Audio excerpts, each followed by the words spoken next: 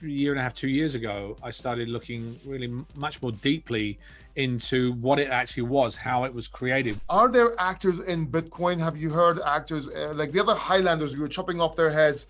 Were they screaming buy Bitcoin or Dogecoin to the moon or anything like that? Find something somebody wants that doesn't cost you a lot of money to make. Welcome back to the Crypto Factor. Today we're talking to Adrian Paul. A huge surprise for you. He is or was the Highlander and he likes cryptocurrency. We're going to be talking about crypto. We're going to ask him some tough questions. And Adrian, thank you so much for doing this. Really appreciate it. You're welcome. Thanks for joining me. Thanks for coming on with me. Me coming on, whichever it is. And if anybody here wants to know about his life, about what he's been doing, about what success advice he can give you, entrepreneurship advice he can give you, check out our interview on my other channel, Paul Democritou. It's linked down below after you watch this video. So Adrian, welcome. And I gotta ask you, how did you get involved in crypto? It's one of those things that, you keep your ears out and sort of, I was never really a big financial guy in the middle of my career, in a sense. I was making a lot of money and you're like, okay, I'm always going to make money.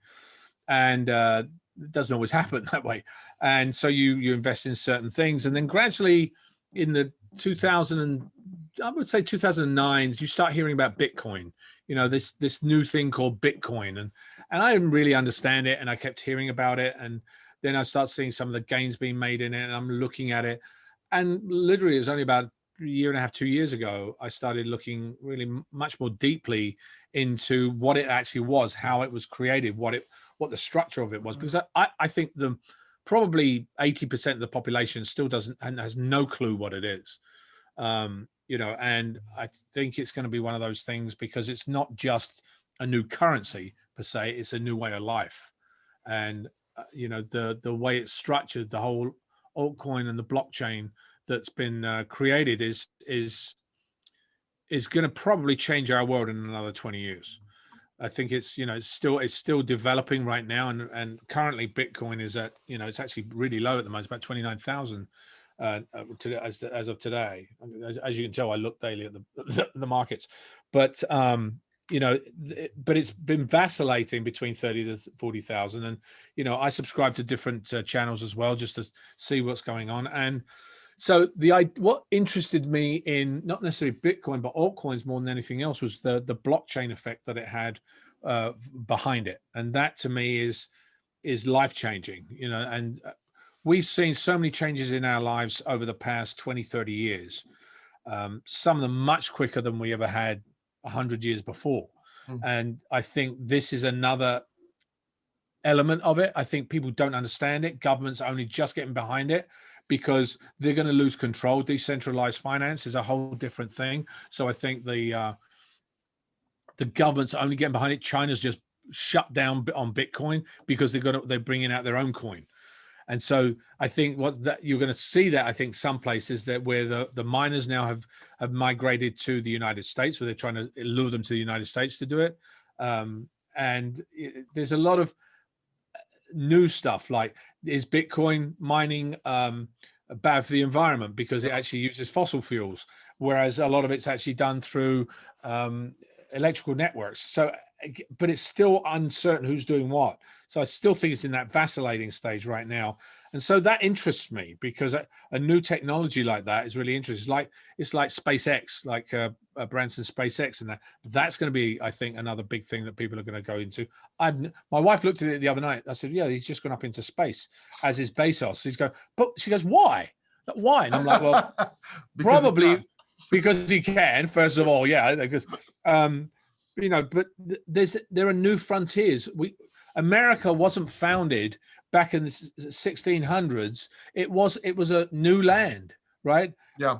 It expanded into America. It became the United States of America through toil and trouble, and as did the rest of the world. It found its new boundaries. Now we've kind of gone through this world. I mean, the oceans are the only ones we haven't really gone in, except we're trying to see what's going on in the oceans now. But the planets seem to be the next thing. We're going to Mars now.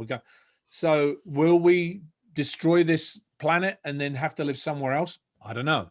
But I think some people are thinking that would be part of the solution, to live somewhere else in a different environment. The only problem is we're still going to take the human disease with it, which is greed and all those things. And I think greed is the big. I don't think, unfortunately, the human race, until they start getting more enlightened, which is beginning to happen, but it's only a very small amount of the population. It's not going to be. It's going to be still going to be about I need to have this more than you. Yeah. You know. Yeah. You look at. So you're an actor. You're in the Highlander. You've been in different in Hollywood. You were part of Hollywood, very successful in it. You're an entrepreneur.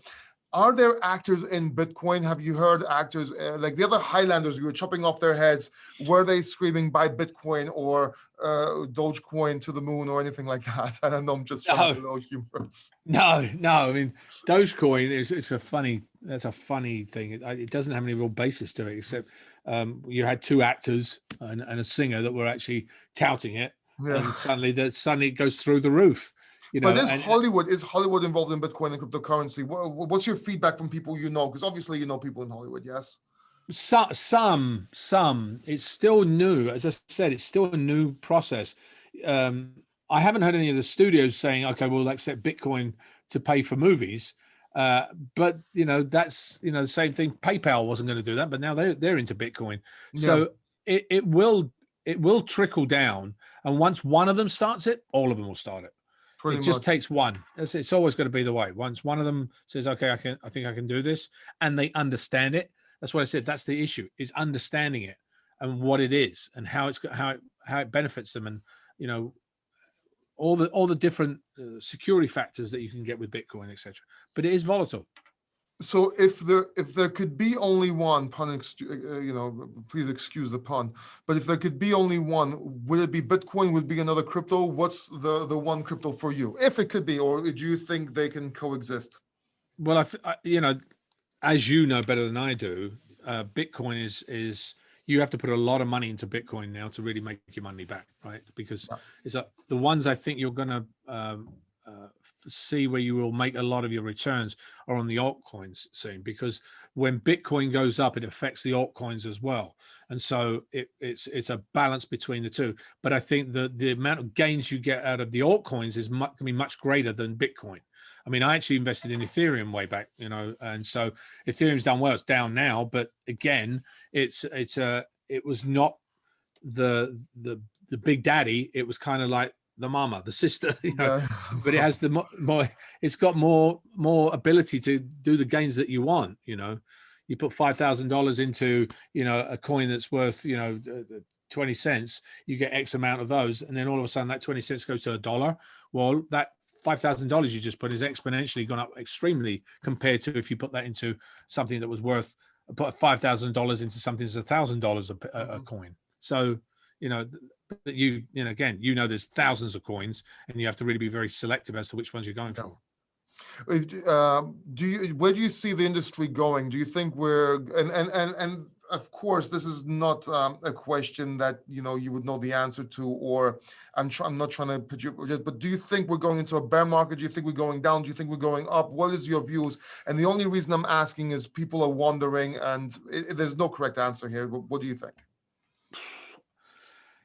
I think as long as it has the right fundamentals, like a stock, the coins that you've got, if you believe in the coin, I think that will keep it. I don't think, again, I'm in the same boat. I mean, I'm looking at, the gains I've had over the past, 8 months have dwindled. Turn your screen a little bit, and then you can. Sorry, the gains I've. No, answer from the beginning. Sorry. So, I don't know what the right answer to that is, because I think the fundamentals are really what are key. If you see something that has a fundamental chance of doing something and has the right team behind it, then you can bet on it, I think, because really it is a bet in a sense. But you have to do your work. It's very much like a stock.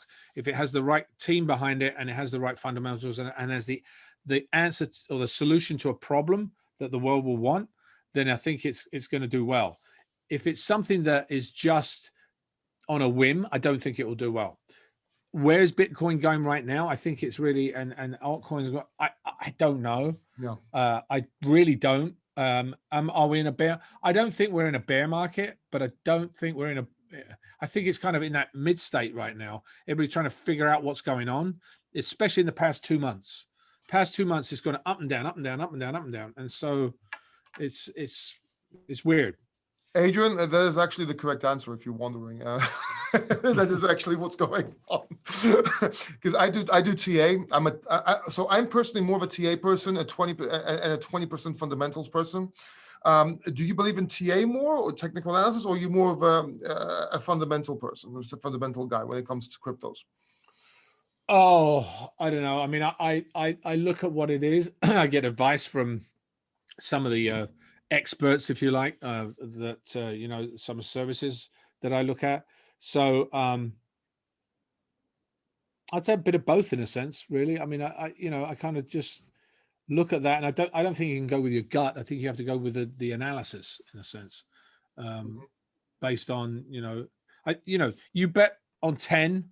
One might do absolutely amazing. The other 9 might do, 6 of them will do okay, and 3 of them will fail. So it's a venture capitalist approach. In a sense, I mean, it's I think that's kind of the aspect. I don't think you should bet everything on one horse. I mean, unless you come from the future and you know exactly where that thing's going to go. You're betting on one thing is risky but very rewarding, but very risky. You could lose a lot. See, a lot of people are probably wondering why I'm asking you these questions, and because, okay, you're not a crypto expert. You've stated this, right? You're a source expert. You're an acting expert. You're a martial expert. No, martial arts. But the reason I'm asking this is because it's good to get other people's views and see what, let's say, Hollywood is thinking, what people are thinking, because that gives you drive on what's going to happen as well, and how they got into crypto, why they're getting into crypto, what are their thoughts, what questions they have. And that's why I'm asking these questions to you, Adrian, because I'm actually very curious to know, what do people around you think about you getting into crypto? Do they make fun of you, or do they say congratulations? How is the sentiment there? Well, to be honest, I mean, I say it occasionally to people. I don't necessarily need anybody to know what my financial status is. Oh, did I dox you on this video? Like, I just let everybody know you have Bitcoin. No, I mean, no, it's not that. It's just I basically don't. I tell people, I'm kind of. I don't tell them what cryptos necessarily, unless I have to get into a conversation with them. I got into crypto on my own. My wife didn't know about it for a good 8 months. When she did, she's like, "Why didn't you tell me?" And so I basically, there's a mixed, once you kind of look at the fundamentals, and the way I look at it is that you've got to know how much you could lose, but be smart with the point when how much I wouldn't hold on to something because it's going to work. It's going to work. It's going to work. If you see something that's not running and there is a run on it, and I would get out of it and make sure you know what your stop loss is going to be, right? Where is it that you can say, okay, I've had enough of this, I've got to get out. I mean, and that really comes from listening to advice and seeing where things are going right now. I mean, as I said, crypto's down, Bitcoin's down to 29,000 today. Yeah. Okay, people that got in at 40,000 now screaming, but is it going to go to 100,000 by the end of the year? Maybe next year, maybe. Risk reward. Yeah, it's so you've got to look at what I'm just a layman really in this thing. You're absolutely right. I'm no expert in it. I just really take other people's advice and kind of look at it, because it is confusing. When I first got into crypto, to actually buy a crypto, then have to go to an exchange and then go to that exchange to change something was like, what? How? I have no clue what's going on. Exactly. And it's still confusing to a degree. And then how do you sell and what do you buy at? And watching the markets go up. Oh, that's the number I want to sell at. But again, it's kind of, there's a lot of numbers, and it's a younger generation thing, I think. But you also hold, I think you're hodling for the future for your kids as well. Yeah, I decided, I called it my kids. It's that's what that account is for. The way I look at it is like, I will have that account and it kind of sits there with a certain amount of money in it. And if and when it goes up, it'll be for my kids, really. Basically, it's for their college and for everything else. That's what I'm looking at it for. So as an entrepreneur, what would be a good entrepreneurial move to get into crypto? What are you specifically thinking about getting into doing an entrepreneurial move in crypto, or what could somebody do in this environment, in this industry? Oh, tough question, really. As an entrepreneur, I mean, I have a guy I know who's actually a Bitcoin miner. Or an altcoin miner, should I say, or crypto miner, not Bitcoin. So I tend to see what people say as an entrepreneur. There are always new things coming out, or find something somebody wants that doesn't cost you a lot of money to make. That's why I think the simple thing is, it could be something like a bottle cap. I mean, here's a prime example. There's a guy, and again, this is away from crypto in a sense. This is a product, but still the same thing applies. Mm-hmm. This guy realized that on every single sunscreen bottle, there was something missing. And so he patented the words "and reapply." And then he went to every single different manufacturer and sold them the idea to put on the bottles, which basically meant that the manufacturers are now making more money because people are having to constantly reapply to their product. So he made millions off of just that one thing, right? So the same thing applies to this, is find that one thing that everybody might need and then see if it works. And you don't have to spend a huge amount of money on it. But then do your research. I think that's the other thing. That is excellent advice, by the way. That is very good advice, and that is key to take away. I think that is something that people should pay attention to and find that one thing that you can do in crypto. What do you think of NFTs, non-fungible tokens? Oh yeah, non-fungible. That's a whole brand new thing. I mean, I still don't understand them totally. I kind of like the idea of them. Like, non-fungible tokens are having the rights to a product. I will probably venture into them to see how they move. It'd be kind of an interesting, again, there's actually, when we talked about not a lot of people knowing about crypto, there are even less people understanding or knowing about non-fungible tokens. Yeah. So it's a really new market. And again, I think you're going to find that some stuff out there is absolutely worthless, but people are paying a lot of money for it. It really doesn't have any fundamental value, and then something, I mean, I've seen them, little drawings of kiddies go for like $1,000. And I'm like, well, what exactly is that? More than that, there's kiddies that go for millions. Oh, no, I know. And then you say, what fundamental value does that have? But again, art is one of those things which is subjective. One of my dear friends is one of the relatives of Picasso. And so, who would look at a piece of art with this face going all one way or another and say, well, that, back in the 1600s, 1700s, that's not how they saw art. And yet this guy came in and created art, and now everybody goes, that's what I want. Therefore, supply and demand allow it to be more valuable. And so that's the same thing with non-fungible tokens. It's supply and demand, something that people are going to want that you can now put your stamp on. And as I get to learn more about them, I could speak more intelligently about them. But I think they're interesting idea, but again, very, very young in the concept. But that said, is being a bit humble about it. And I'm going to dox this right now. I know you're interested, and you're going to make a move soon in one of these areas in crypto. I know, because we're doing it together. So I just wanted to be the first channel to say that. But even though that would come from me anyway, but yeah, Adrian is not. He is a bit modest and humble in general, and I admire that. But he knows a little bit more than what he's letting out, which is really cool. Well, let's put it like this. I've lived in the entertainment industry for too long. So I mean, the minute you say that, somebody else has got a rebuttal to it. So what advice can you give people that you have learned? And this can be from mistakes and failures in crypto. For people that are watching this channel, because listen, this is a cryptopreneurship channel. We have a lot of investors here. We have a lot of experts here. We have a lot of people that are in crypto, but we also have a lot of new people coming to crypto looking to make money or looking to work in crypto. What advice would you give these people? Don't look for a fast buck. Don't look for a fast buck. Excellent. Yes, exactly. Because that will crush you in the end. You might get onto a crypto that's going up immediately, and then you'll go, oh yeah, that's great, I've done all this stuff, and all of a sudden you turn around and it's gone the next day.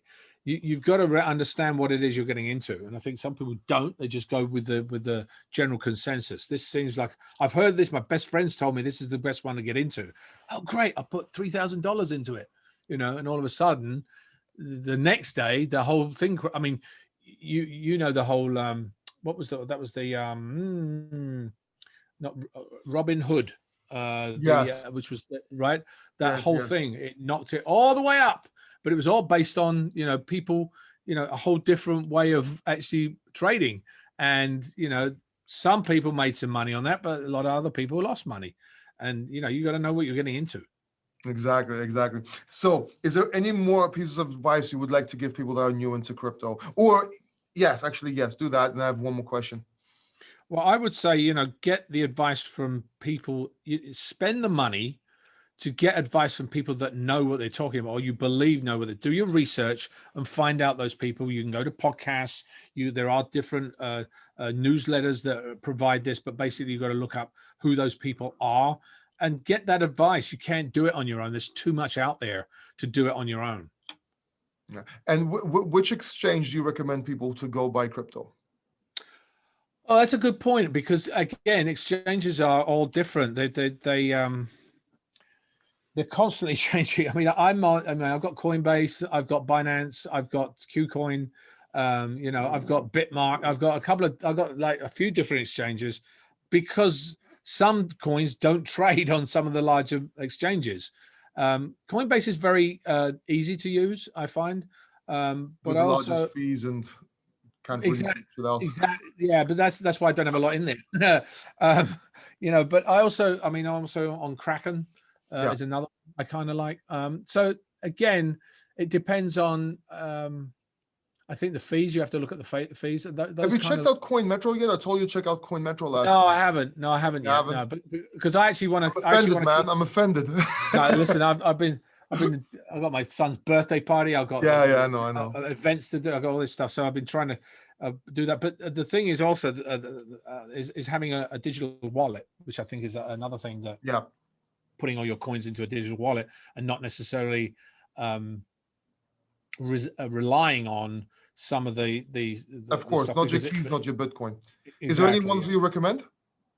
Well, actually, we talked about one last time, and I've got two of them. I can't remember which ones I've got now. It was. Now you got me. No, because I don't know enough about them, to be honest.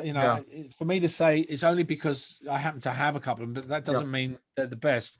So I can't recommend that. So I'm going to say, Adrian Paul told me this should be it, and then it fails, and I'm like, I didn't mean it. It was Exodus.io. I'm interviewing him next week. And I wasn't actually supposed to say this, that I'm interviewing him. It's more of a surprise. But if anybody watches at the end of this video, there you go. You just learned who my next guest will be on the. There you go. Exactly. One of my next guests, anyway. So, do you have any questions that you would like to ask us in crypto? Do you have any questions that you think that need answers to, that need to be more clear, anything like that? Well, the interesting thing for me about crypto is how.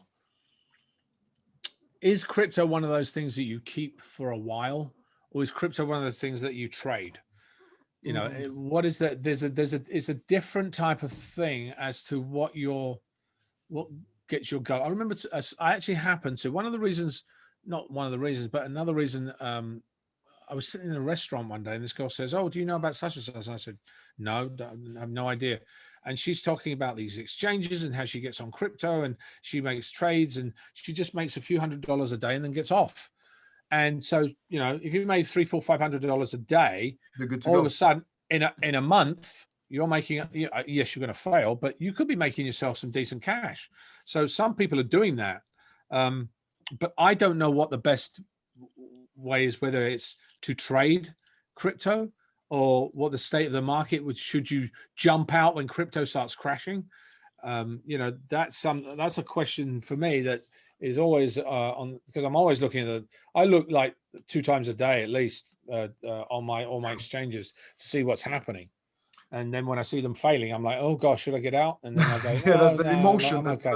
Yeah, and that's what, and I say, well, no, this is recommended. This was what I went. I'm going to stay the course because I think it's going to do it. Stay the course to a point. Like what I said, stop losses. I'm up on my cryptos, but if I get to the point where I go, okay, I'm getting to the even point again, and it looks like it's, I might pull out at that point, or put them somewhere. What most people do, or a rule of thumb, or I don't want to say the word advice, is you essentially try to store or hodl or keep or hold what you believe in the future. For example, that would be your Bitcoin, maybe your Ethereum, but Bitcoin would be your spendable store of value, if you will, what you try to collect, your gold, if you will, your digital gold.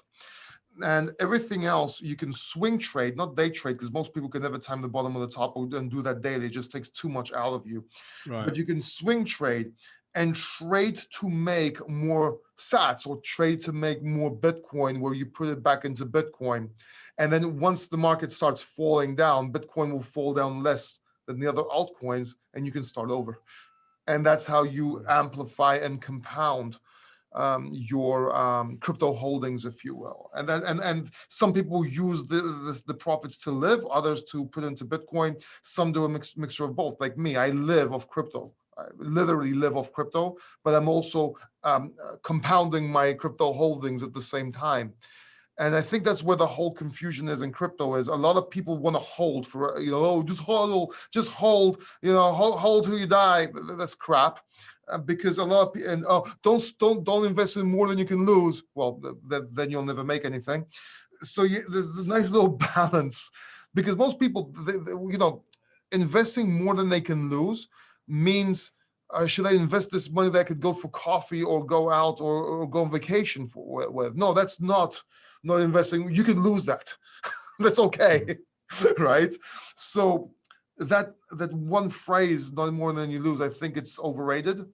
But at the same time, you have to sort of balance it out so you can make money, make profits, but also compound your crypto at the same time. And you can do it, but it takes a lot of studying, it takes a lot of patience, and it takes a lot of determination and following certain rules. Right. Yeah, it's again, it's a very complicated market to a degree if you don't understand it. And it is. And Adrian, I'm excited. I'm going to be excited to have you back on here once we have a couple of things to announce. I think it's going to be really, really cool. Hollywood is in crypto, or getting into crypto, and I think it's really cool. Thank you, Adrian, so much for doing this interview. I really appreciate you. And you can find links to Adrian down below. Watch his other interview, but also check out his school, what he teaches, what he does.